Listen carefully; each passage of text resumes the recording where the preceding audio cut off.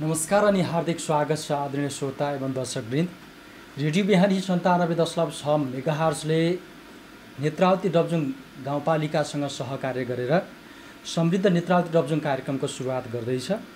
स्थानीय तहको निर्वाचन पश्चात विकास निर्माण, शिक्षा, स्वास्थ्य, खानेपानी, कृषि, रोजगार विभिन्न क्षेत्रमा स्थानीय तहमा गरेका विभिन्न महत्त्वपूर्ण कार्यहरूको आम नागरिकलाई सुसूचित गराउने यो महत्त्वपूर्ण अभियानमा हामी छौँ।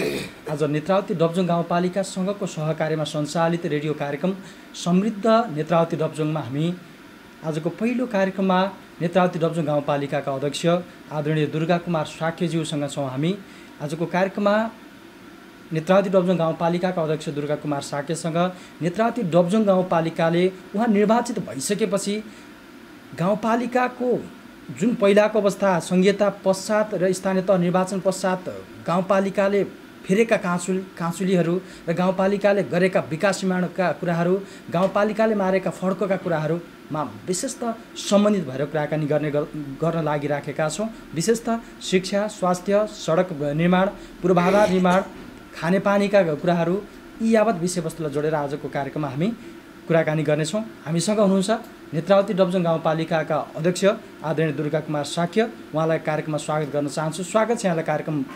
धन्यवाद।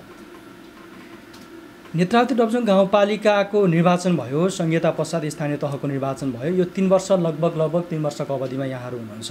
यो 3 वर्षको अवधिलाई यहाँले समीक्षा गर्नु पर्यो भने तपाईँ निर्वाचित भइसकेपछि तपाईँ गाउँपालिकामा अध्यक्ष, गाउँपालिकाको प्रमुखको रूपमा निर्वाचित भइसकेपछि तपाईँ आइसकेपछि नेत्रावती डबजुङ गाउँपालिकाले पाएका विकासका चित्रहरू, मार्गचित्रहरू के हुन्? सर्वप्रथम त म रेडियो बिहानीलाई धन्यवाद दिन चाहन्छु। यो रेडियो बिहानी मार्फत नेत्रावती डबजुङ गाउँपालिकामा म निर्वाचित भइसकेपछिको जुन विकास निर्माणको प्रगतिका कुराहरू रेडियो मार्फत नेत्रावती डबजुङ गाउँपालिकाका विभिन्न ठाउँमा छरिएर रहनुभएका दाजुभाइ दिदीबहिनीहरू समक्ष पुर्याउने एउटा यो जमर्को गरियो। त्यसको लागि म गाउँपालिकाको तर्फबाट, मेरो व्यक्तिगत तर्फबाट रेडियो बिहानीलाई धन्यवाद दिन चाहन्छु। जति बेला हामी 2074 सालको वैशाख 31 गते निर्वाचनमा हामी निर्वाचित भयौँ र जेठको 5 गते हामीले शपथ ग्रहण गऱ्यौँ। त्यस पश्चात हामीले पहिलो वर्षको बजेटहरू निर्माण असार 10 गते हामीले लिएर आयौँ। जति बेला हामी निर्वाचित हुँदाखेरि नेत्रावती डबजुङ गाउँपालिकामा सडकको हिसाबले हेर्नु पर्दाखेरि धादिङ बेसीबाट माथितिर गइरहँदाखेरि हाम्रो गाउँपालिकामा सिङ्गल ट्र्याकभन्दा बाटो थिएन र त्यो पनि 4 व्हिल गाडीभन्दा अरू नर्मल गाडी चल्ने अवस्था थिएन। त्यति बेलालाई हेर्दा र अहिलेको अवस्थालाई हेर्दाखेरि हामी सडकको क्षेत्रमा धेरै अन्तर पाउँछौँ कि हाम्रो गाउँपालिकाले अहिले आफ्नै पालिकाभित्र एउटा चक्रपथको अवधारणा पनि बनाएको छ र चक्रपथको कामहरू अगाडि बढिरहेको छ। यो वर्ष चक्रपथको जुन ट्र्याकहरू कम्प्लिट भएर केही भागहरू स्तरोन्नति, केही भागहरूमा चाहिँ ट्र्याकको विस्तार गरेर हामी यो चक्रपथ कम्प्लिट गर्ने बेलामा छौँ र हामी यही वर्ष नै हामी नेत्रावतीको चक्रपथबाट हामी गाडी सञ्चालन गरेर अगाडि बढाउन सक्ने अवस्थामा पुगेका छौँ र शाखा सडकहरूमा पनि हामीले कृषि सडकदेखि लिएर ग्रामीण गाउँमा बस्ने सडकहरू पनि हामीले सबै वडाहरूको धेरैसो सडकहरूको स्तर उन्नति गरेका छौँ र त्यसमा हामीले गाउँमा जाने सडकहरू पनि निर्माण गरेका छौँ र अहिले हरेक बस्तीहरूमा बाटो पुगेको छ। नेत्रावती डबजुङ गाउँपालिकाको वडा नम्बर 5 को देवी स्थानमा चाहिँ म अस्ति त्यहाँको जनताहरूले धेरै गुनासो गर्यो र म त्यहाँ गएको थिएँ र वडा अध्यक्षहरूको पनि ध्यान त्यति नपुगेको जस्तो देखियो। मैले त्यहाँ बजेट विनियोजन गर्ने क्रममा त्यहाँ चाहिँ पछि परेको देखियो। मैले हेर्दाखेरि त्यहाँ चाहिँ त्यही सडककै कारणले गर्दाखेरि हामीले त्यो ठाउँमा बत्ती पुर्याउनु पर्नेछ र त्यहाँ विगतमा मैले 54 सालमा जाँदाखेरि 10-12 घरहरू भेटिएको थियो। अहिले त्यो सुविधाको कारण वञ्चित भएको कारणले होला अहिले हामी 4 घर रहेको पाइयो र त्यो ठाउँमा पनि हामीले बाटो पुर्याउनु पर्छ भनेर मैले आफूले त्यो खालको सोच गरेको छु र अब यो जुन हिउँदे अधिवेशन जुन असभाबाट र केही पैसा छुट्याएर त्यसलाई बाटो पुर्याउने सोचमा बनाएको छ र त्यो बाहेक अरू गाउँहरूमा हामीले प्रायः सबै गाउँ टोल बस्तीहरूमा हाम्रो बाटो पुगेको अवस्था छ र केही घरहरूमा अब त्यो तलमाथि भएको कारणले अलिअलि तलमाथि पर्ने कुराहरू बाहेक अरू घरहरूमा हामीले टोल बस्तीहरूमा बाटो पुगेको छ। सडकको हिसाबले हेर्दाखेरि विगतभन्दा अहिले धेरै अन्तर पाउँछौँ र हाम्रो अहिले सडक स्तर उन्नतिको र ग्राभेलहरू गरिरहेको छ। अब भनौँ पक्की ट्रेनहरूको कामहरू भइरहेको छ र कटिङको कामहरू पनि भइरहेको छ र यो आगामी वर्षको कार्यक्रममा एकवटा एक ग्राभेल सडक भनेर हामीले त्यो खालको बजेट पनि प्रदेश सरकारलाई हामीले समग्र बजेट पनि हामीले पठाइसकेको अवस्थामा छौँ र विशेष अनुदानहरू पनि हामीले माग गरेका छौँ। र हाम्रो गाउँपालिकामा स्वास्थ्यको हबमा भन्नुपर्दाखेरि हामी कहाँ 5वटा वडा छ, 7वटा स्वास्थ्य केन्द्रहरू छन्। त्यसमा अब गाउँपालिका स्तरीय 15 शय्याको हस्पिटलहरूको पनि निर्माणाधीन अवस्थामा छ। सम्भवतः यो आर्थिक वर्षमा त्यसको निर्माण काम सकिन्छ, भवनको कामहरू। त्यसको अब टोयलेट र क्याफ्टेरियाहरूको कामहरू अब आगामी बजेटमा माग गर्ने कुराहरूमा हामी सोचिराखेका छौँ। यो हुनाले अब स्वास्थ्यमा हामी 5वटा वडामा 7वटा स्वास्थ्य केन्द्र छ। त्यसकारण स्वास्थ्यमा पनि हाम्रो पालिकामा त्यस्तो समस्या देखिँदैन र हाम्रो गाउँपालिकाले नागरिक आरोग्य केन्द्र जस्तो आयुर्वेद पनि हामीले सञ्चालन गरिसकेका छौँ र वडा नम्बर 2 को ताङजामानामा सञ्चालन गरेको छ। स्वास्थ्यको स्थानीय तहको चुनाव पश्चात पहिलो हुनु भएको छ तपाईँ? पहिलो हो। अब त्यसकारण यो हाम्रो गाउँपालिकामा हामी आइसकेपछि भएको कुराहरू जस्तो वडा नम्बर 2 मा स्वास्थ्य केन्द्र नै थिएन, त्यो हाम्रो गाउँपालिकाले आफैले कर्मचारीहरू हायर गरेर त्यहाँ एउटा स्वास्थ्य केन्द्र सञ्चालन गर्यो र त्यो 1 नम्बर वडामा 2टा थियो, 3 नम्बर वडामा 2टा थियो। यसरी हुँदाखेरि हाम्रो 5वटा वडामा 7वटा स्वास्थ्य केन्द्रहरू थियो। अहिले एउटा नागरिक आरोग्य केन्द्र पनि थपिएको छ। हाम्रो गाउँपालिकामा अहिले ल्याबको सुविधा पनि हामीले 3वटा सञ्चालन गरेका छौँ र अहिले 3वटा हेल्थ पोस्टमाहरूमा हामीले अक्सिजनको सुविधाहरू पनि त्यहाँ दिएका छौँ। हामीले कोही बिरामीहरू जुन दमका रोगीहरू त्यस्ताहरूलाई अप्ठ्यारो पऱ्यो भने इलेक्ट्रिक अक्सिजन पनि छ र सिलिन्डरको अक्सिजन पनि हामीले 3टा हेल्थ पोस्टहरूमा व्यवस्था गरेका छौँ। आगामी दिनहरूमा हामीले के सोच गरिरहेका छौँ भने अरू स्वास्थ्य केन्द्रहरूमा पनि अक्सिजनहरूको व्यवस्था गर्ने र सबै स्वास्थ्य केन्द्रहरूमा अक्सिजनको व्यवस्था गर्ने र सम्भव भएदेखि अब इसिजी पनि त्यहाँबाट सञ्चालन गर्ने, एउटा भनौँ न मिडियम हस्पिटलको रूपमा डेभलपमेन्ट गर्ने भन्ने सोचका रूपमा अब एक्सरेहरूलाई पनि सञ्चालन गर्ने, ल्याबको सञ्चालन गरेर त्यसरी जाने हो कि भन्ने हामीले त्यो पनि सोच स्वास्थ्यमा पनि त्यो गरेका छौँ। र औषधिहरू अब हाम्रो सेमजुङ हेल्थ पोस्टबाट मानसिक हेल्थको पनि औषधिहरू दिने गरेका छ, त्यहाँ केही परामर्श पनि गर्छ र अरू दीर्घ रोगीहरूलाई नै हामीले केही अगाडि हामीले औषधिहरू पनि बाँड्यौँ। स्वास्थ्यको क्षेत्रमा पनि विगतभन्दा अहिले धेरै राम्रो छ, किनभने हामी निर्वाचित भएर आउँदाखेरि पहिलो वर्ष 2 लाख रुपियाँ पैसा हामीलाई औषधिको रूपमा औषधि खरिदको लागि केन्द्रबाट पठाएको थियो भने हामीले त्यो वर्ष पनि करेन्ट पुँजीबाट, करेन्ट एउटा राजस्वहरूबाट पनि हामीले औषधि खरिद गरेर हामीले नियमित औषधिहरू गऱ्यौँ र नेपाल सरकारले दिने औषधिभन्दा पनि थप औषधिहरू पनि जस्तो भिटामिन, आइरन सकिहरूदेखि लगायतका सुगर टेस्टका पनि गरिन्छ। त्यहाँ हामीले सबै कुराहरू निःशुल्क पनि गर्नुभयो, ज्येष्ठ नागरिकहरू निःशुल्क पनि गर्छ। हामीले वर्षमा स्वास्थ्य शिविरहरू पनि सञ्चालन गरिरहेका छौँ। त्यो भएर हामीले नागरिकहरूलाई हेल्थ क्याम्पहरू राखेर प्रत्येक सालीको गाविसहरूमा हेल्थ क्याम्प राखेर त्यसरी पनि काम गऱ्यौँ। अहिले यो वर्ष कोभिडको कारणले हामीले गरिरहन सकेको छैन। त्यहाँ स्वास्थ्यको हबमा त्यो छ भने शिक्षाको हबमा पनि हामीले भन्नुपर्दाखेरि विगतमा हामी कहाँ भवनहरूको संरचनाहरू पनि हामी आउँदाखेरि लगभग त्यति धेरै बनेको थिएन। हामी आइसकेपछि पक्की भवनहरू बनेको छ, शौचालयहरू बनेको छ र खानेपानीहरूको विद्यालयहरूमा व्यवस्थापन भएको छ र लाइब्रेरीहरू नभएका ठाउँमा लाइब्रेरीहरूको व्यवस्थापन गरेको छ। जस्तो कम्प्युटर ल्याबको कुराहरू गरेको छ र साइन्स ल्याबको कुराहरू अगाडि बढाएको छ। विद्यालयलाई पनि हामीले त्यो खालका काम गरेको छ। अनि टिचरहरूलाई हामीले भनौँ न ट्रेनिङहरू सञ्चालन गर्ने, विद्यार्थीहरूको हाइरिजाह प्रतियोगिता, आइक्यू टेस्ट लगायतका विभिन्न अतिरिक्त क्रियाकलापहरू गरेर हामीले त्यो कामहरू पनि गरिरहेका छौँ। वर्षैपछि हामीले गाउँपालिका स्तरीय परीक्षाहरू पनि लिन्छौँ र विद्यालयलाई चाहिने सामग्रीहरू, शैक्षिक सामग्रीहरू पनि दिने। जस्तो अहिले हाम्रो गाउँपालिकाहरूमा स्मार्ट टिभीहरू पनि दिएका छौँ हामीले। निकट भविष्यमा त्यसलाई अलिकति विस्तार गर्ने भनेको अहिले स्याम्पलिङमा 1 स्मार्ट टिभीहरू ल्यापटप सहितको त्यो पनि सञ्चालन गरेको छ। त्यति मात्रै नभएर हाम्रो गाउँपालिकामा एमजिएमएल सिस्टम जस्तो बहुकक्षा बहुशिक्षण भनेर भनिन्छ नेपालीमा, अङ्ग्रेजीमा मल्टिग्रेड मल्टिलेभल भन्ने सिस्टमको पठन पाठनहरू हाम्रो सबै विद्यालयहरूमा त्यो सिस्टमले चलाएको छ। र धादिङ जिल्लामा एउटा मात्रै पालिका हो सबै विद्यालयहरूमा बहुकक्षा बहुशिक्षण विधिबाट पठन पाठन सञ्चालन भएको विद्यालयहरू रहेको गाउँपालिका चाहिँ टोटल्ली विद्यालयमा रहेको गाउँपालिका चाहिँ त्यो नेत्रावती गाउँपालिका हो, पहिलो गाउँपालिका हो। निकट भविष्यमा त अरू पनि होला, तर अहिलेसम्म हामीले सबै विद्यालयहरूलाई बहुकक्षा बहुशिक्षणको विधिबाट हामीले पठन पाठन सञ्चालन गरेका छौँ। र हामीले शिक्षालाई गुणस्तर उकास्नु भने केन्द्रीय सरकारबाट नीतिअनुसार पनि कुल बजेटको 15% बजेट हामीले शिक्षामा छुट्याउनु पर्छ भनेको ठाउँमा हामीले लगभग 20-22% पैसा हामीले शिक्षामा हामीले गाउँपालिकाबाट छुट्याएका छौँ। र कृषिमा पनि हामीले प्लास्टिकको टनेल दिनेहरू, स्प्रेहरू दिने, पावर टिलरहरू दिने जस्ता कामहरू गरेको छौँ। अब विभिन्न बेलामा तालिम ट्रेनिङहरू, च्याउ खेतीको ट्रेनिङहरू पनि दिने गरेका छौँ। र भेटनरीमा पनि हामीले बाख्रा पालन पकेट एरिया, पन्छी पालनको कुराहरू ल्याएको छ, बङ्गुर पालनको कुराहरू, विगतमा हामीले माछा पालनहरूको पकेटको कुराहरू पनि गऱ्यौँ। र कृषिमा अहिले तरकारी पकेटका कुराहरू पनि चलिरहेको छ। गत वर्ष नै हामीले चलायो, यो वर्ष पनि प्रत्येक वडामा 2टा तरकारी पकेटका कुराहरू पनि हामीले त्यो काम सञ्चालन गरेका छौँ। र कृषिको हकमा पनि हामीले एकैचोटि माथि उकास्न नसके पनि हामीले सुतिरहेको किसानहरूलाई बेउताउने काम गरेको छ।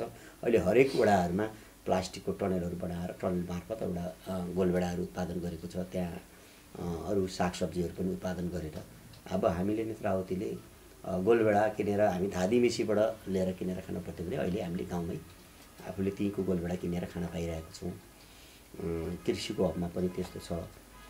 र अन्य अब हामीले टुरिज्मको हकमा पनि हामीले वागरा पिकनिक स्पोटदेखि लिएर गएर त्यहाँ हामीले खानेपानीको व्यवस्था पनि गरेका छौँ। डबजुङ दरबारको जुन पुरानो जुन भग्नावशेषहरूको पनि संरक्षण गरेका छौँ। र सेमजुङको हेरा तालहरूको निर्माण गरेको छ। कटुन्जीमा जुन बिन्दकेश्वर महादेव स्थानकोहरूको त्यसको मन्दिर निर्माणदेखि लिएर सिँढीहरू निर्माण गर्ने कामहरू, वारिपारि खोलामा जानको लागि ट्रेलहरूको निर्माण गरेका छौँ। जस्तो बालभैरव मन्दिरहरूको संरक्षण गरेका छौँ। जस्तो कुण्डला देवी मन्दिरहरूको संरक्षण गरेको छ। अब हामीले यो वर्ष पदमार्ग भनेर जुन वागरादेखि ताङ्गमानेसम्म पदमार्ग केन्द्रले त्यो एउटा पर्यटनको रामअनुसार मागेको अनुसार म्याचिङको रूपमा त्यो पनि पठाएका छौँ। पर्यटनको क्षेत्रमा पनि हामीले त्यो खालको काम गरेको छ। र खानेपानीको हकमा भन्नुपर्दाखेरि हाम्रो गाउँपालिकाले एक घर एक धारा नीति अवलम्बन गरेको छ। त्यो काम अहिले पनि सञ्चालन छ, केही ठाउँमा भइसकेको छ। मलाई लाग्छ यो वर्ष धेरै 80भन्दा माथि प्रतिशत घरहरूमा हाम्रो एक घर एक धारा हुन्छ। र अपवादमा एकाध अब जस्तो सेमजुङको गैरा र धाराद्री गाउँ बाँकी रहन्छ र केवरामा अलिकति अधुरो छ, यसलाई हामी पुरा गर्न चलाउनु सक्छ। मारपाकमा बोराङमा खानेपानी एक घर एक धाराको कुराहरू गर्न बाँकी छ। त्यो पनि हामी यो हिउँदे सभाबाट हामीले त्यो काम पुरा गर्ने भनेर हामीले सोच गरेका छौँ। र राम्चेमा छ। र बत्तीको हबमा भन्नुपर्दाखेरि बोराङ गाउँमा, मारपाकको गाउँमा चाहिँ हामीले केन्द्रीय प्रसारण लाइन र राम्चेको लाइनमा गाउँमा चाहिँ हामीले केन्द्रीय प्रसारण जोड्न सकेको छैन। त्यसलाई पनि हामीले यो वर्ष टेन्डर गरिसकेको छ जिल्ला विद्युत प्राधिकरणले। त्यो काम पुरा गर्ने भनेर हामी अगाडि बढेका छौँ। र कटुन्जीको रिप गाउँभन्दा उता एउटा के भन्छ साँधी भन्ने ठाउँमा छ। त्यसमा 2 घर जति बाँकी छ। त्यो अलिकति अलग भएर त्यहाँ पनि केही पोलहरू विस्तार गरेर त्यहाँ बत्ती पुर्याउने र 4 नम्बर वडाको तोरीबारी भन्ने ठाउँ छ, त्यहाँ 2-4 घर छ, त्यसमा पनि पुरा गर्ने। र हाम्रो कार्यकालमा बत्ती र खानेपानी र सडकहरूलाई चाहिँ आधारभूत आवश्यकताहरूलाई चाहिँ पुरा गर्ने भनेर हामी त्यो एउटा गएका छौँ। सिँचाइका कामहरू पनि हामीले केही गरेका छौँ। जस्तो विगतमा सिँचाइहरूको समस्या भएको ठाउँमा कहीँ पाइप दिएका छौँ, कहीँ अब सिमेन्टेड कुलोहरू बनाएर पनि त्यसरी गरेका छौँ। सिँचाइका कामहरू पनि गरेका छौँ। र कसरी हुन्छ हामीले किसानलाई पनि माथि उकास्ने भन्ने त्यो ढङ्गले अगाडि बढाएका छौँ। र यी सबै कुरालाई हेर्दाखेरि हाम्रो नेत्रावती डबजुङ गाउँपालिकाले विगतमा को अवस्थालाई र अहिलेको अवस्थालाई हेर्ने समीक्षा गर्ने हो भने धेरै अन्तरहरू पाउनु चाहिँ। जस्तो हाम्रो गाउँपालिकाको भवनको पनि निर्माणको जुन ठेकापट्टा लगाइसकेको छ, अब हामी केही दिनमा शिलान्यास गरेर हामी अगाडि बढाउँछौँ त्यसलाई पनि। र प्रशासनिक भवनहरू बन्दैछ र वडाको चाहिँ अब 2 नम्बर वडाको भवन बनिसकेको छ र 1 नम्बरमा अलरेडी छ। 3 नम्बरमा पनि सामान्य अवस्था छ, 5 नम्बरमा पनि असामान्य छ, 4मा आपतकालीन भवनमा अहिले सञ्चालन गरिरहेका छौँ। तिनीहरूको पनि अब निकट भविष्यमा हामीले अब जग्गाहरूको व्यवस्थापन गरिरहेका छौँ। तिनीहरूलाई जुन वडा कार्यालयहरू बढाउने कुराहरूमा पनि अगाडि बढ्दैछौँ। र हाम्रो गाउँपालिकामा प्राविधिक धारको शिक्षा पनि निरञ्जना माध्यमिक विद्यालयमा सिभिल इन्जिनियरको पढाइहरू सञ्चालन भएको छ, प्राविधिक शिक्षाको हकमा पनि।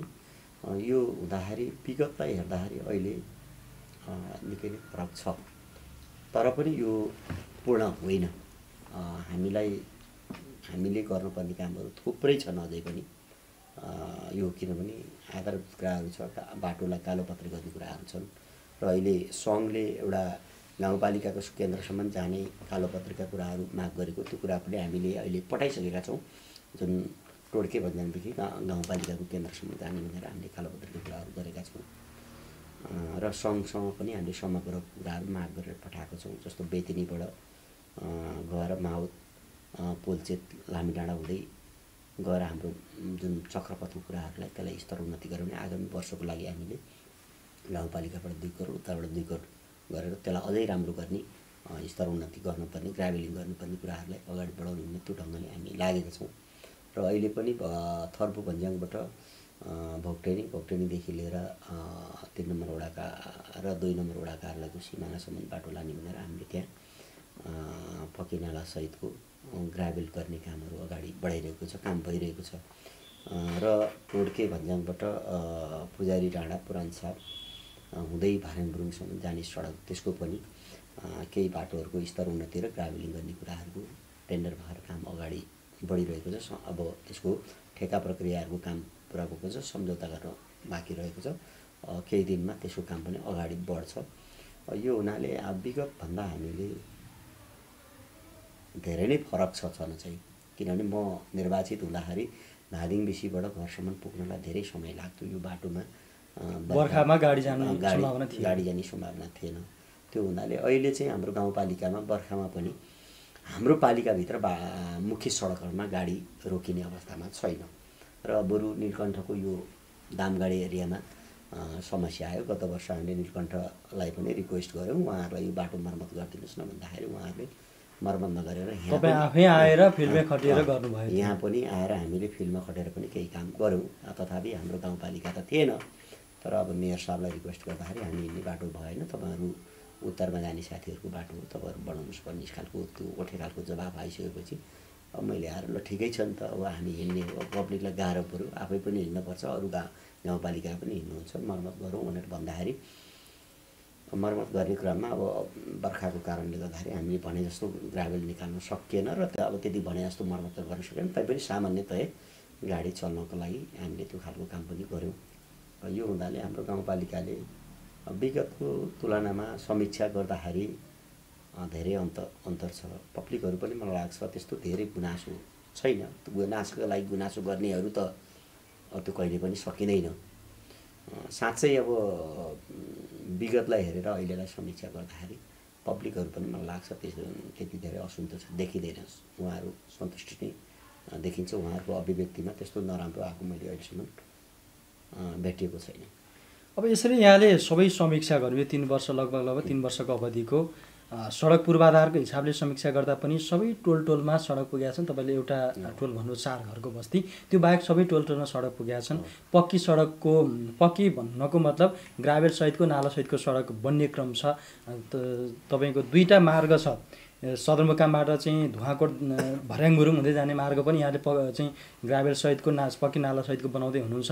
यसरी टोड्के हुँदै जाने बाटो पनि चाहिँ बनाउँदै 2टा वैकल्पिक मार्गको रूपमा पनि यहाँले गरिराख्नु भएको छ।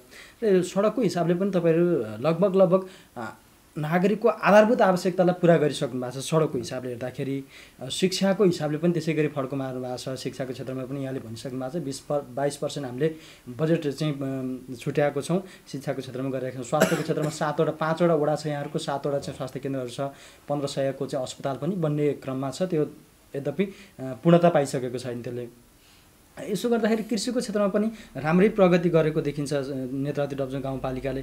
यो सबै हिसाबले हेर्दाखेरि तपाईँ यो किनभने स्थानीय तह सङ्घीय तह दुवै नयाँ हो, हामी सबै नयाँ चाहिँ प्रयोगमा छौँ।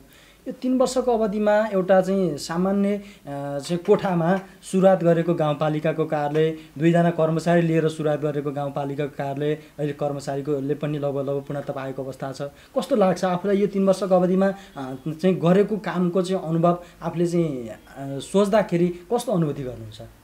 यो जुन तपाईँले भन्नुभयो, हामी एउटा सानो कोठाबाट सञ्चालन गरेको गाउँपालिका र हामी थोरै कर्मचारीहरू प्रशासनको फाँटमा भन्नुपर्दाखेरि प्रशासकीय अधिकृत र एउटा नासुले सञ्चालन गरेको गाउँपालिका, एउटा 1जना सचिवले सञ्चालन गरेको गाउँपालिका। त्यति बेला हामीले कार्य सम्पादन गर्न मेन पावरको हिसाबले अलिकति कठिन पनि थियो र हाम्रो प्राविधिकको हकमा पनि भन्नुपर्दाखेरि हामीसँग 1जना जिल्ला विकास समितिको पुरानो प्राविधिक सब ओभरसिज भन्दा थिएन। त्यसमा हामी गाउँपालिका आइसकेपछि हामीले 1जना करारका कर्मचारी हायर लियौँ र त्यसमा हामी 2जना प्राविधिक र 2जना प्रशासनको कर्मचारी लिएर हामीले अगाडि बढिरहँदा पनि र अहिले आएर पछिल्लो पिरियडमा हामी प्रशासनमा पनि अब अहिले सबै फाँटहरूमा कर्मचारीहरू छन्, लेखा अधिकृत पनि हुनुहुन्छ र लेखा सहायक पनि छ र जुन आलेप गर्ने कर्मचारीहरू पनि छन् त्यो फाँटमा र अब सबै वडाहरूमा सचिव पनि रहेको अवस्था अहिले छ र प्राविधिकको हकमा भन्दा पनि प्रत्येक वडाहरूमा अहिले प्राविधिकहरू छ। त्यो विगतदेखि अहिले यहाँसम्म आउँदाखेरि चाहिँ हामीले, किनभने यो सङ्घीयता पनि नयाँ थियो, हामी जनप्रतिनिधि पनि नयाँ थियो र सिस्टम पनि नयाँ, सबै कुरो कानुनी हिसाबले सबै कुराले नयाँ, जिम्मेवारीको हिसाबले पनि फरक जिम्मेवारी, अलिकति बढी जिम्मेवार भएको अवस्थामा आउँदाखेरि मलाई चाहिँ अहिलेसम्म आउँदाखेरि म आफू चाहिँ सन्तुष्ट छु। किनभने कर्मचारी थिएन, कर्मचारीको व्यवस्थापन गर्नुपर्ने थियो, कर्मचारीको व्यवस्थापन गरेको छ र हामी म्यानुअली रूपमा हामीले हाम्रो कार्यालय सञ्चालन गरेको थियौँ।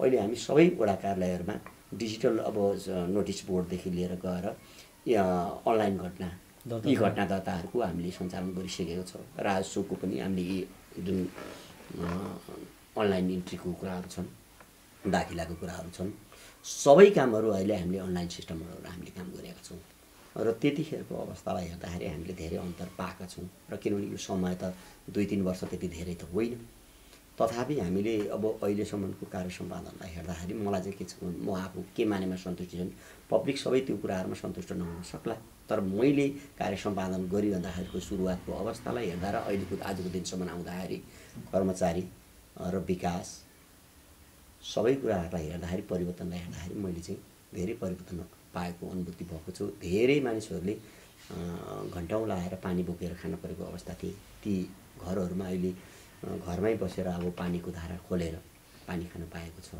कतिपयलाई घरमा गाग्री नहुँदा नि समस्या छैन, एउटा लोटा भए पनि चल्ने खालको अवस्थामा पनि पुगेको छ। त्यति मात्रै नभएर हामी कहाँ केही ठाउँहरूमा बर्खामा आवत जावत गर्नलाई झोलङ्गे पुलहरूको समस्या थियो। म आइसकेपछि 5वटा झोलङ्गे पुल बनेको छ। म आफै आइसकेपछि जस्तो तमाइने न्युरेनी सडकको तल जुन एउटा झोलङ्गे पुल बन्यो, अर्को झोलङ्गे पुल यो घोरमुबाट यता उसमा जाने चिनियाहरूको जाने ठाउँमा एउटा झोलङ्गे पुल बन्यो, अर्को झोलङ्गे पुल लपाङमा बन्यो, 4 नम्बर वडाको सेलले लपाङबाट यता पारि के एउटा धारतिर जाने बाटोमा बनाइयो। अर्को झोलङ्गे पुल हामीले फेरि मुसुर भन्ज्याङ हजारे भन्ने वडा नम्बर 4 कै वारिपारी गर्ने कुराहरूमा त्यहाँ गाह्रो थियो, बर्खामा त्यहाँनिर बनाइयो। अर्को झोलङ्गे पुल फेरि हामीले ढडियान, यो मार्पाको ढडियान र के सेमजुङको ढडियान र मार्पाको जुन दुर्गम खानेपानीको उसमा ढडियान भन्ने ठाउँमा हामीले त्यहाँ झोलङ्गे पुल 5वटा झोलङ्गे पुल पनि सम्पन्न गर्यो र मटेरियल पुलहरूमा पनि हामीले माग गरेका छौँ। यसपालि मैले 2टा मोटर ट्रेबलको माग गरेको छु। मायादेवी थानबाट आउने हजारे जोड्ने जुन यो राजमाटीबाट आउने सडकमा एउटा झोलङ्गे पुलको माग गरेको छु। एउटा बेतिनीबाट जाने सडकको बेतिनी र माओ जोड्ने एउटा लपाङ खोलामा पक्की पुलको माग गरेको छु। र त्यस्तै अब 2टा झोलङ्गे पुलको अर्को पनि हामीले चरङ्गे फेदीबाट को एउटा चरङ्गे खोलाबाट भैरी भन्ने एउटा नीलकण्ठ 11सँग जोड्ने एउटा झोलङ्गे पुलको माग पनि गरेको छ। र उता अचने टारपट्टि जाने एउटा झोलङ्गे पुलको पनि माग गरेर पठाएका छौँ। त्यो भएको कारण झोलङ्गे पुलहरू पनि हामीले निर्माण गरेका छौँ। र अब केही पक्की पुलहरू फेरि कृषि सडकहरूमा माग्ने सोचमा छ। म केही दिनपछि अब तुरुन्तै जान्छु, जुन सामान्य प्रशासन मन्त्रालयमा सङ्घीय मामला तथा सामान्य प्रशासन मन्त्रालयमा त्यसले माग दिन्छ। त्यसमा केही 2-4 पुलहरूको फेरि माग गर्ने कुराहरू छ। जति सकिन्छ हाम्रो पालामा एउटा पब्लिकलाई दिन सक्ने सुविधाहरू गर्ने कुराहरूमा हामी त्यो क्रममा छौँ। र विगत हेर्दाखेरि हामी कहाँ भनौँ न एउटा सामान्य 4 व्हिल गाडीभन्दा नचल्ने अवस्था, बर्खामा गाडी नचल्ने अवस्था थियो भने हामी आइसकेपछि त्यो अवस्था छैन। जस्तो अब युवाहरूलाई हामीले तालिम ट्रेनिङको व्यवस्था पनि गरेको छ। अहिले युथ फाउन्डेसन नेपालसँग सहकार्यमा अहिले हामीले प्लम्बिङको ट्रेनिङहरू 390 घन्टाको प्लम्बिङ ट्रेनिङ पनि गरिरहेको छौँ। अब केही दिनमा हामी कार्पेन्टरको ट्रेनिङ गराउँदैछौँ। अस्ति भर्खर हामीले बाख्रा पालनको ट्रेनिङ पनि सञ्चालन गऱ्यौँ, च्याउ खेतीको ट्रेनिङ पनि सञ्चालन गऱ्यौँ। विगत वर्षहरूमा हामीले जुन सामुदायिक एउटा कृषि कार्यकर्ताको रूपमा पनि ट्रेनिङ हामीले सञ्चालन गऱ्यौँ। सामुदायिक एउटा जुन पशु कार्यकर्ताहरूको पनि ट्रेनिङ गऱ्यौँ। जस्तो 390 घन्टाहरूको ट्रेनिङ चलाएर एउटा त्यस्तो खालको जुन गाउँमा पशुपालन गर्नेहरूलाई त्यस्तो खालको पनि काम गऱ्यौँ। जस्तो फलफुलको बिरुवाहरू यो वर्ष पनि हामीले फलफुलको बिरुवाहरू एभोकाडो र दाँते ओखरहरू डिमान्ड गरिरहेछौँ। त्यो केही दिनमा हामी वितरण गर्छौँ। र गत वर्ष पनि हामीले केही आँप लिचीहरूको उयो गऱ्यौँ। तर पनि किसानहरूले त्यसलाई अलिकति व्यवस्थित गर्न, अलिकति तालिम ट्रेनिङको त्यो समय हामीले पनि थाहा नभएर त्यो बिरुवा सार्ने समय अलिकति नमिलेर होला, धेरै त्यति त्यो उपलब्धिमूलक हुन सकेन। र अहिले हामीले फलफुलको बिरुवाहरू केही दिनभित्रमा त्यो पनि छ। हामीले सबै कुराहरूलाई किसानलाई कसरी माथि उकास्न सक्छ भनेर हामीले त्यो सोचका साथ हामी अगाडि बढेका छौँ।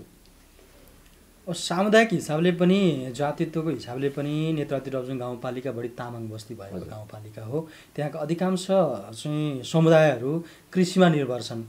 यद्यपि कति वैदेशिक रोजगारी, अन्य चाहिँ व्यापार व्यवसाय भने अधिकांश नागरिकहरू कृषिमा निर्भर छन्। उहाँहरूलाई चाहिँ विशेष त यहाँहरूले आधारभूत आवश्यकताहरू पुरा गरिदिनु भएको छ। जस्तै सडक पूर्वाधार पुर्याइदिनु भएको छ, सिँचाइको पनि सुविधा लगभग पुर्याइदिन खोज्नु भएको छ। खानेपानीको त भइसकेको छ, लगभग धेरै घरहरूमा खानेपानी आइसकेका छन्। अब उहाँहरूको जीविकोपार्जनलाई चाहिँ कसरी अगाडि बढाउन सकिन्छ? उहाँहरू त्यही कृषिमा निर्भर भएर आधुनिक तरिकाले कृषि प्रणालीलाई अँगाल्नको लागि यहाँले चाहिँ युथ फाउन्डेसनसँग गरेको सहकार्यको कुरा अलि अझ विस्तृतमा बताइदिनुहोस् न। युथ फाउन्डेसन नेपालसँग हामीले जुन सहकार्य गरेर अहिले चाहिँ प्लम्बिङको ट्रेनिङहरू सञ्चालन गरिरहेका छौँ र कार्पेन्ट्रीको ट्रेनिङहरू पनि हामी सञ्चालन गर्ने कुरा एग्रिमेन्ट भइसकेको छ। त्यो अगाडि बढ्छ र अब उहाँसँग मेरो कुराकानी अगाडि बढिरहेको छ। निकट भविष्यमा यो लेडिजहरूको लागि, महिलाहरूको लागि चाहिँ काठमाडौँमै उहाँहरूको भोकेसनल स्कुल छ होइन, भोकेसनल स्कुलमा चाहिँ उहाँहरूले गार्मेन्ट सम्बन्धीहरूको ट्रेनिङ चलाउँदै हुनुहुन्छ। अब महिलाहरूको लागि चाहिँ मैले चाहिँ त्यो केही महिलाहरूलाई, निश्चित महिलाहरूलाई अहिले सुरुमा प्रत्येक वडाबाट 2-4 जना गरेर पठाएर त्यसलाई त्यो पनि ट्रेनिङमा पनि अगाडि बढाउने सोच बनाएको छु। निकट भविष्यमा इलेक्ट्रिसियन र हामीले वेल्डिङका पनि त्यो पनि काम अगाडि बढाउने पनि हामीले सोच बनाइराखेका छौँ। किनभने अहिले हामी कहाँ कयौँ मानिसहरू सिप नभएकै कारणले गर्दाखेरि बेरोजगार भएको छ र स्वदेशमा पनि काम गर्दाखेरि सिप नभएको मान्छेले रोजगार त्यो काम पनि नपाउने, अर्को कुरो पाइहाले पनि उसले कम पारिश्रमिकमा काम गर्नुपर्ने अवस्था छ यो अध्यक्ष कामदारको हकमा। जसलाई उहाँहरूलाई त्यो एउटा सिप सिकाइदिनु पायो भने उहाँहरू भनौँ न स्वरोजगार सिर्जना आफै गर्नुहुन्छ। मैले जोड्न खोजेको उहाँहरूलाई सिप सिकाउने यहाँहरूले चाहिँ युथ फाउन्डेसनसँगको सहकार्य गरिराख्नु भएको छ। उहाँहरूलाई अलिकति सहुलियत ब्याज दरमा ऋण प्रवाह गरेर चाहिँ त्यो कुनै बैङ्क वित्तीय संस्थाहरूसँग सहकार्य गरेर हुन्छ कि गाउँपालिकाले नै त्यसको व्यवस्थापन गर्न सक्ने अवस्था हुन्छ कि? अब हामीले गाउँपालिकाले त्यसलाई तपाईँले कुरा उठाइहाल्नुभयो। हाम्रो गाउँपालिकाले यसपालि 20 लाख रुपियाँ पैसा जुन सहकारीसँग कोर्डिनेट गरेर सहकारीका सेयर सदस्य असल सेयर सदस्यहरूसँग उहाँहरूलाई चाहिँ जो सिप जान्नुभएको छ त्यस्तो व्यक्तिहरूलाई गाउँपालिकाले 1 लाख रुपियाँ दिने, सहकारीले 1 लाख रुपियाँ लोन लिएर त्यो खालको कार्यक्रमहरू पनि छ हामीसँग, जुन कि उहाँहरूले 1 लाख रुपियाँ पैसा हामी गाउँपालिकाले दिन्छौँ र 1 लाख रुपियाँ पैसा त्यो सहकारीले लोन लिएर उहाँहरूले भनौँ एउटा फर्निचरको काम सञ्चालन होला, वेल्डिङको कामहरू होला, हाउस वायरिङको कामहरू होला, उहाँले के सिप जान्नु भएको छ त्यस्तो व्यक्तिहरूले चाहिँ प्रपोजल हालेर जुन निवेदन दिइसकेपछि हामी उहाँहरूलाई त्यो खालको सहुलियत पनि एउटा अनुदान पनि जुन गाउँपालिकाले व्यवस्था गर्ने खालको कुराहरू पनि नीति पनि लिएको छ। अर्को कुरो बागमती प्रदेशले अहिले 3% ब्याज दरमा जुन ब्याजमा अनुदान दिने गरे जुन खालको एउटा उत्पादन क्षेत्रमा स्वरोजगार सिर्जना गर्ने कुराहरू जस्तो उद्योगहरू केही पनि गर्न सक्ने मान्छेहरूलाई त्यो कुराहरूलाई पनि हामीले के भनेको छौँ भने तपाईँहरू जो कोही काम गर्न इच्छुक छ भनेदेखि तपाईँहरू आफ्नो फर्महरू दर्ता गर्नुहोस्, कृषि फर्म होस्, उद्योग होस्, के हो दर्ता गर्नुहोस्। त्यसको लागि हामी गाउँपालिकाले त्यो कोर्डिनेट गरेर हामी सिफारिस गर्छौँ, तपाईँहरू त्यो कामहरू अगाडि बढ्न सकिन्छ भनेर हामीले त्यो कुराहरू उहाँलाई राखेका छौँ। जो मान्छे काम गर्न चाहन्छ र अरू त्योभन्दा अतिरिक्त पनि जस्तो महिला उद्यमशीलताको कुराहरू जस्तो हामी गाउँको वाणिज्य ब्याङ्कहरूसँग पनि हामीले कोर्डिनेट गरेर हामीले कुरा गरेका छौँ। सहुलियत ब्याज दरमा उहाँहरूलाई एउटा कोही महिलाहरूले सिलाइ कटाइको कुराहरू होला, हाते बुनाइको कुराहरू होला, के गर्नुहुन्छ त्यस्तो महिलाहरूलाई चाहिँ निश्चित % ब्याज दरमा चाहिँ तपाईँहरूले लोन प्रवाह गरिदिनुहोस् भनेर मैले हाम्रो त्यहाँ वाणिज्य ब्याङ्कको म्यानेजरसँग पनि मैले कुरा गरेको छु। यहाँ अहिले सानिमा बैङ्कले पनि तपाईँको महिला उद्यमीहरूलाई जस्तो 15 लाखसम्म 7% ब्याज दरमा उहाँहरूले पनि लोन प्रवाह गर्दैछ। जो काम गर्छु भनेर केही गर्छु भनेर आउँछन् भने त्यस्तोहरूलाई गाउँपालिकाले हामीले सहयोग गर्छौँ। जसलाई त्यो कामै गर्दैनन् भने त उसलाई के गर्न सकिन्छ र जो म केही गरेर आफ्नो जीवनलाई परिवर्तन गर्छु, परिवारलाई व्यवस्थित तरिकाले राख्छु वा आफ्नो बच्चाहरूलाई राम्रो शिक्षा दिन्छु म केही गरेर कमाएर भन्ने सोच राख्ने मान्छेहरूलाई अहिले त्यो समस्या छैन। जसले त्यो खालको उद्देश्य लिएर अगाडि बढ्ने साथीहरूलाई मैले भनेको छु तपाईँहरू काम गर्न अगाडि बढ्नुहोस्, तपाईँहरूलाई आँखा चिम्म गरेर मैले सिफारिस गर्छु, तर लोन तपाईँहरू उद्देश्य अनुरूप काम गर्नुहोस्। लोन लिइसकेपछि त्यो तपाईँको ऋण तिर्न लाग्ला, कता के खर्च गर्न लाग्ला, त्यसो हुनुभयो भने फेरि तपाईँहरू डुब्नुहुन्छ, साउ मासेर खाइसकेपछि समस्या हुन्छ।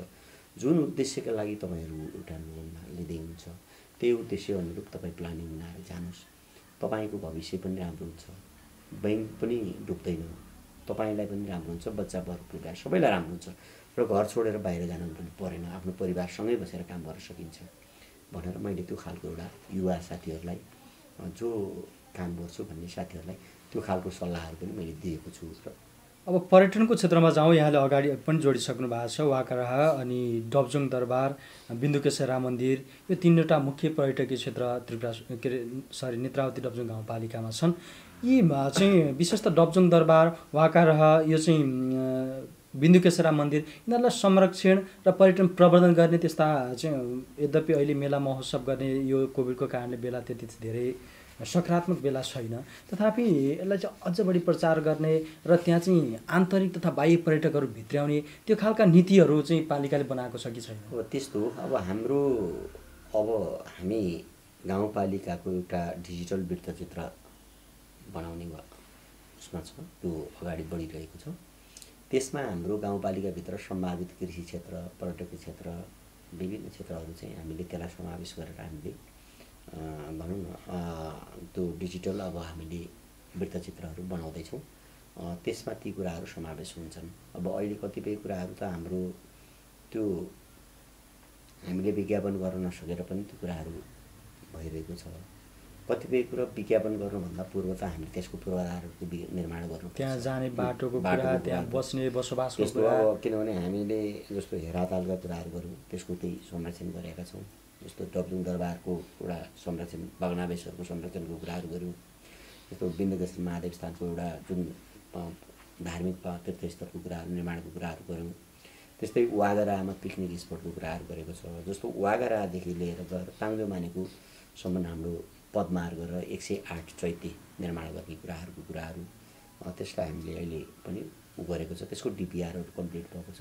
त्यो वागरामा हाम्रो डिपिआर बमोजिम त्यहाँ एउटा बौद्ध गुम्बा पनि बनाउने, त्यहाँ एउटा त्यो सिङ्लाको डाँडामा 25 फिट अग्लो एउटा बुद्धको स्ट्याचु पनि बनाउने भनेर हाम्रो त्यो डिपिआरमा पनि छ।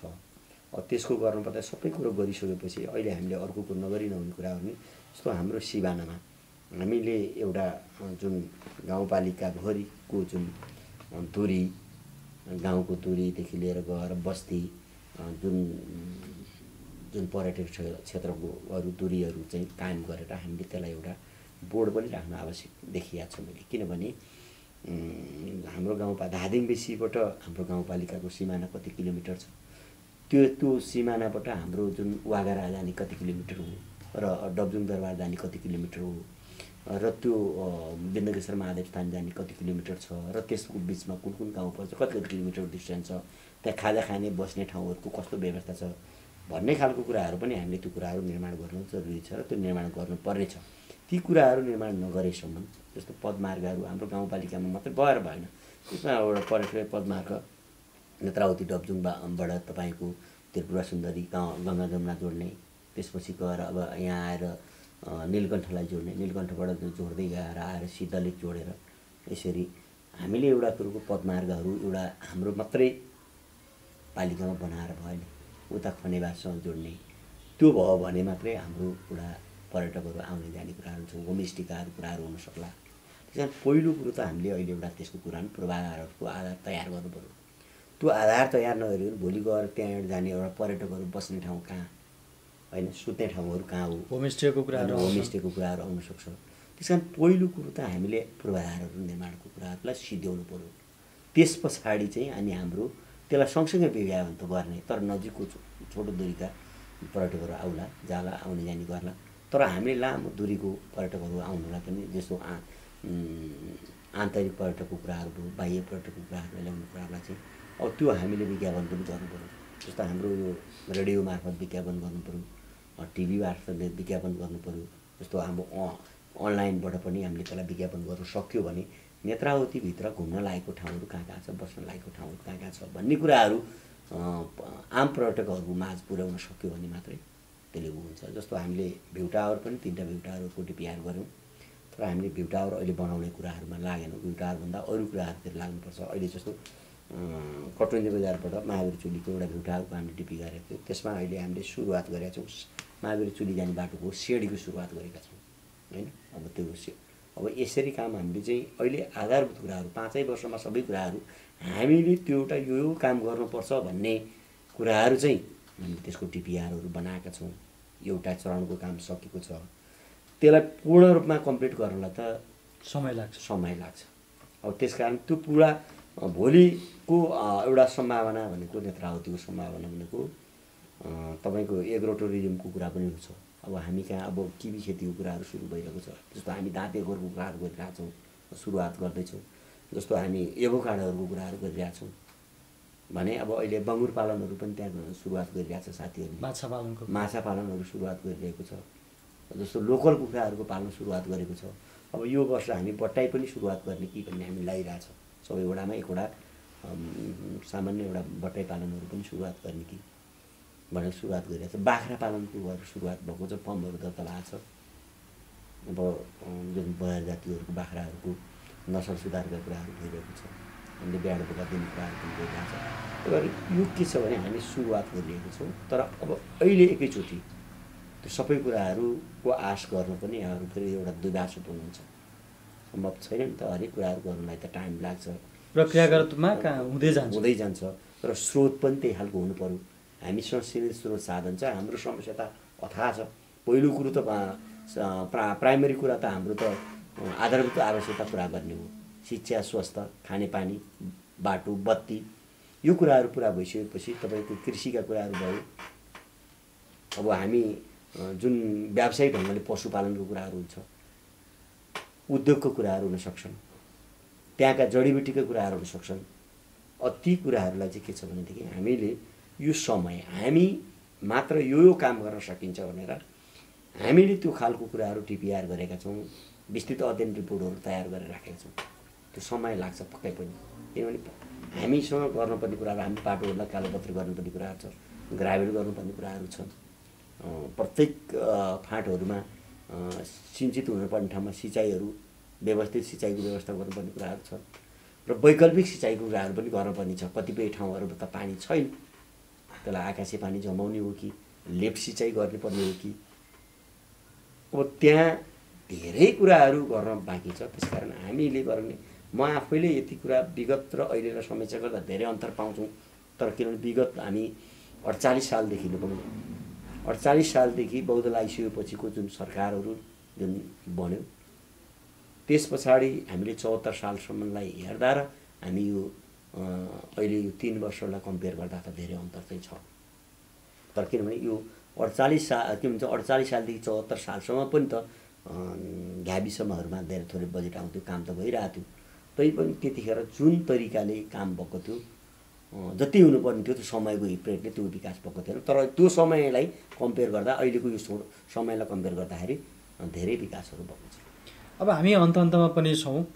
यो 3 वर्षको अवधि लगभग यहाँहरूले पुरा गर्ने चरणमा हुनुहुन्छ र यो 5 वर्षको अवधि यहाँलाई चाहिँ जुन जनताले जिताएर यहाँहरूलाई पठाएका छन्। अब अहिले राजनैतिक एक खालको चाहिँ सङ्क्रमण अलिकति समस्याग्रस्त देखिएको छ केन्द्रीय राजनीति। त्यसको असर स्थानीय तहमा कतिको परेको छ, यहाँले कतिको महसुस गर्नुभएको छ? किनभने यहाँ चाहिँ तत्कालीन नेकपा एमालेबाट चाहिँ चुनाव जित्नु भएको छ। नेकपा एमाले र तत्कालीन नेकपा माओवादी मिलेर नेकपा बन्यो। अहिले फेरि चाहिँ फुटको सङ्घारमा दुईवटा, पहिलाका दुईवटा पार्टी अहिले फेरि फुटको सङ्घारमा छन्। र अहिले के छ यसको चाहिँ असर स्थानीय तहमा व्यक्तिगत रूपमा यहाँलाई काम कार्यमा कतिको देखिया छ कि चाहिँ पालिकाको काम कार्यलाई यसरी असर गरेको छ कि छैन? स्वाभाविक रूपमा राजनीतिक असर त देखिन्छ, किनभने यो केन्द्रमा भएको राजनीतिले तल स्थानीय तहसम्म एउटा कार्यकर्ताहरूको बिचमा पनि त्यो छोएको छ। त यो नहुनु थियो, यो भयो। जस्तो कार्य सम्पादनको केसमा चाहिँ हामीले पनि अब मैले चाहिँ सुरुको चरणमा पनि जस्तो केन्द्रमा त्यो खालको एउटा समस्याहरू देखा परिसकेपछि मैले हाम्रो उपाध्यक्षज्यूलाई मैले कुराकानी गरेँ। नेत्रावतीको हकमा चाहिँ हामीले के गरौँ भनेदेखि कम्युनिस्टहरूको विभाजनतिर नै लागौँ र हामी विचारले, सिद्धान्तले, व्यवहारले सबै कुरो मिल्ने पार्टी। अब यो केन्द्रले वास्तवमा पार्टी एकता गर्ने बेलामा पनि कार्यकर्ताहरूसँग कुनै समन्वय सहकार्य रहेन, त्यो खालको छलफल भएन। र विभाजनको अवस्थामा पनि त्यो खालको कुराहरू नरहेको कारणले गर्दाखेरि तपाईँ हाम्रो समस्याको कारणले पार्टीको विभाजन होइन, सीमित नेताहरूको महाशक्तिको लडाइँ भनौँ या पदको लडाइँ, एउटा एउटा लोलुपताको कारणले भएको कुरा हो। यहाँ यो छैन। त्यसकारण मैले उपाध्यक्षज्यूलाई के भने यो खालको कुराहरू गतिविधि सञ्चालन नगरौँ, सम्भव भए नेत्रावतीको जुन अहिले मौजुदा कमिटीको बैठक बसेर हामीले एउटा डिसिजन गरौँ, नेत्रावती कुनै पनि पक्षमा नलाग्ने र जुनसुकै पार्टी जुनसुकै नेताहरू आउँदा पनि एकताको सन्देश लिएर आएर सामूहिक रूपमा आयो भने नेताहरूलाई हामी सम्मान गरौँ, स्वागत गरौँ। अन्यथा फेरि यसलाई विभाजनको क्षेत्रमा जाने कुराहरूमा हामी यो कुराहरूलाई इन्कार गरौँ भनेर मैले उपाध्यक्षलाई कुरा गरेँ। र उहाँले अब त्यस्तो खासै त्यो हुन्छ हुन्न भन्ने खालको प्रतिक्रिया दिन सकेन, हेरौँ भन्ने खालको कुराहरू रह्यो। र पार्टी अध्यक्ष हाम्रो प्रेम तामाङजीलाई पनि मैले भेटेरै भने यो मिटिङ कल गर्नुहोस् मौजुदा कमिटीको, हामी जे गरे पनि हामी सल्लाह गरेर जाउँ भन्ने खालको कुराहरू गर्दाखेरि उहाँले त्यो गर्नु भएन। र जस्तो 21 गते वडा नम्बर 4 को सेलले बजारमा उहाँहरूले जुन अहिले प्रचण्ड माधव कुमार नेपाल समूह निकटका नेताहरूलाई बोलाएर कार्यक्रम गर्नुभयो। र 20 गते म गाउँपालिका गइरहँदाखेरि अध्यक्षज्यूले मलाई तपाईँलाई निमन्त्रणा भनेर भन्यो। के का निमन्त्रणा? भोलि कार्यक्रम छ, यस्तो खालको निमन्त्रणा नगर्नुहोस् मलाई मैले तपाईँलाई के भनेका थिएँ भनेदेखि मौजुदा कमिटीको बैठक बनाउनुहोस्, हामी सल्लाह गरेर के गर्ने भनेर यहाँको पार्टीलाई विभाजनतिर नलैजाउँ। केन्द्रमा जे भए पनि स्थानीय तहमा हामी एक भएर बसौँ। हामीले त्यो कुरा गरेको, मैले त्यो खालको कुराहरू गरेँ। तर उहाँले त्यो कुराहरू सायद माथि केन्द्रको प्रेसरले हो वा केले हो, उहाँको विवेकले त्यो कुराहरू गर्न चाहनु भयो, त्यसरी बोलाइयो। त्यसले गर्दाखेरि हामीमा त्यस्तो खालको अरू गाउँपालिकामा जस्तो एकले अर्कालाई गाली गर्ने कुराहरू त भएको छैन अहिले पनि होइन। सामान्य एउटा समस्या यो हो, समस्या यो हो भन्ने दुवै पक्षले आफ्नो तर्क पेश गर्ने कुरा अर्को कुरा हो। तैपनि हामी कार्यकर्ताहरूको बिचमा, स्थानीय जुन पार्टीका कार्यकर्ताहरूको बिचमा त्यस्तो खालको द्वन्द्व अवस्था चाहिँ देखिया छैन। अब निकट भविष्यमा नआओस् भन्न चाहन्छु म। तर अब हामी त्यस पछाडि हाम्रो कार्यपालिकाको बैठक पनि बसिएको छैन र अब भोलि कार्यपालिकाको बैठक हामीले बोलाएका छौँ र कार्यपालिकाको बैठकमा साथीहरू कसरी प्रस्तुत हुन्छ त्यो त हामी हेर्न बाँकी छ। उहाँहरू साँच्चै हाम्रो जुन एकतालाई कायम गर्ने गरी जाने हिसाबले आउनुभयो भने त्यहाँ समस्या हुँदैन।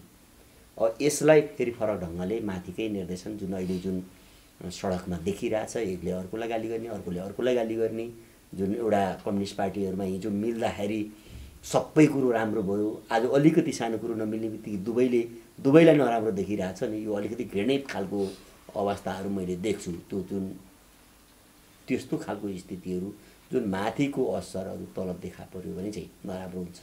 हामीले तैपनि हाम्रो कार्यकाल विकासको कुराहरू मिलेर जाउँ भनेर हामीले भनेका छौँ। साथीहरू कसरी प्रस्तुत हुन्छ त्यसमा डिपेन्ड हुन्छ।